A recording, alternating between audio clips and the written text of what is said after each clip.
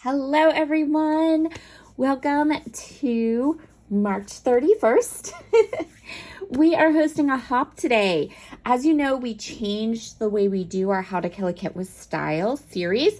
So instead of having a kit every month, we're going to start doing kits every 3 months. So I'm here to share with you all the things I created with my kit for January, February, and March. These were kits that were created using a mood board.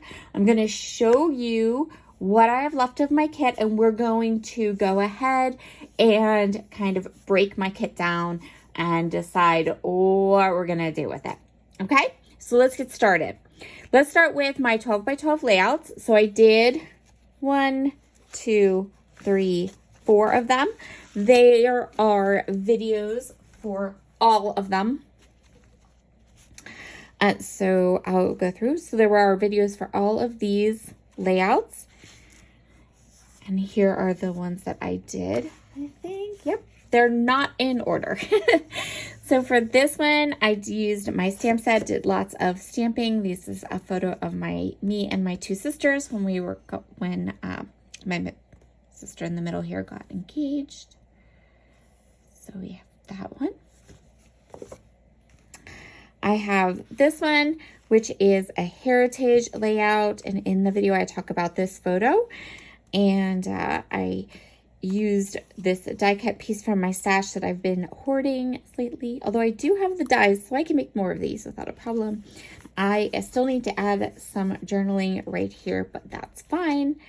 And I'm actually going to set this one aside to add that journaling because I'm working on showing you a walkthrough of all of my heritage projects, what they look like, where they are, how much I have to do with them, those kinds of things. So we're going to set that aside. Here's another one that I did from my sister when she got engaged. And I die cut and created these layered flowers using mostly mixed media papers and papers that were readily available and in my stash that needed to be used up. Use the butterflies. And then the fourth layout I did for this series is this layout with the shaker. Super love it. I think it turned out so pretty and awesome. And then I also started to work on the stories for and this is kind of like the other side of the page, but I did this project here for my Traveler's Notebook for 2024. And there's a video for this one, so you can easily go ahead and see what this page is all about, things like that. I went ahead and created 3 different greeting cards, and they turned out so pretty. I love them. 2 of them are shaker cards, and I really like how they turned out. They turned out really, really nice. And then I did a couple of, so this is last year's memory planner, and what I've been doing is I still have a couple weeks, not a lot of weeks to left. I'm almost finished with this one completely, but I had a couple of spring weeks to do, so I went ahead and did those. They're the last 2 weeks of April from last year. So this one there is a video for, and then I also went ahead and did this page, this spread. And now I think the only thing I have left in this album to do is a couple of December pages. So that's awesome. And in these memory planner videos, I do talk about how I use scrapbooking supplies in my memory planners, and also a little bit of my process, things like that. So, okay. So those were the projects that I was able to complete. Now let's see what I have left and go through the rest of my kit. Okay, so this is what I have left in my kit. I feel like I have a lot left of my kit, but I also know that there was a lot in this kit. So I have this stamp set and I am 100% keeping it. I have actually fallen in love with it. I think it is fabulous. And the dies, and I use this quite a bit, so we're just hanging on to that one. Now, for those of you who are maybe new to my channel, or I'm not even sure if I've said this or anything else, I am very, very fortunate in that in my community, I have a large set of friends, maybe 10 or 12 girls that scrapbook. A lot of them are senior citizens, and so I 100% share the love with them. So when I did my How to Kill a Kit with Style video, I did say that I was going to donate, or kind of anything that was left in my kit was going. I'm actually going to still do that with a couple of exceptions. So the first exception being, so some of these papers I'm definitely out. First of all, any of these papers, scraps, these are all of my scraps. Any of my scraps that are less than like 3 by 12 or 4 by 12. So anything like this that isn't 12 inches is going to hit the bin. If you want to squeal, go ahead, but that's what we're doing here. So that is a definite. Anything smaller than that. I am going to save all of the die cut flowers that I cut. I think they're really pretty, but I have a little fabric storage container right to the left of me here on some shelves, and in it I put embellishments that don't go with a collection, but that I want to use up pretty quick. So these are going to go into there because I think they will be perfect for upcoming projects. So yeah, anything that is less than 3 by 12, 4 by 12, we're going to put it over here. And these will definitely, we're going to hang on to those. Clear stickers are getting donated. I'm so over clear stickers. I'm also over these stickers. So a lot of the embellishments are getting donated. These are getting donated. But they're not going to go bad, right? They're not going to be garbaged. The girls that I donate stuff to or give stuff to, they love it. They use it. And, like I said, a lot of them are on very tight budgets, or they, really kind of almost count on my leftovers. So I'm going to definitely 100% go ahead and use those up. So when I say I'm donating, it's okay.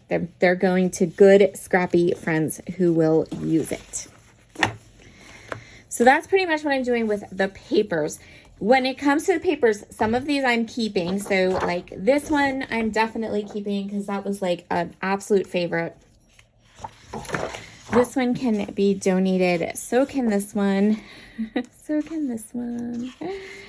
And then the Lawn Fawn papers that I had gone ahead and added into my kit, I'm taking those out because I'm going to keep those as well.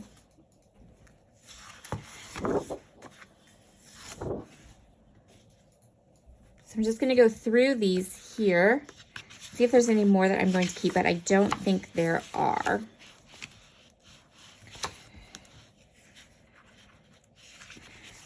And like I said, the girls, I'm keeping this book one too from Carousel. And these are going to go to my dear friends who will adore all of these things and love them. So let's go through the embellishments. Same thing, this 3x4 parasol collection.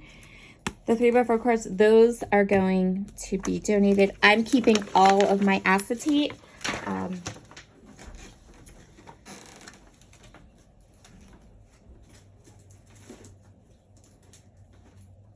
Acetate seems to be something that is getting a little bit scarce to find.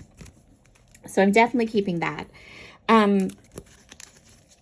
This is the packaging book that had all of those wood veneer hearts in, or all those wood veneer hearts in it, and we used them all. I love color cast design packaging because it's super reusable. I do toss that little paper piece that's in there, but this plastic bag is worth gold to me, and I will absolutely 100% reuse it. These are going to go to my for donation. These are going to go for donation.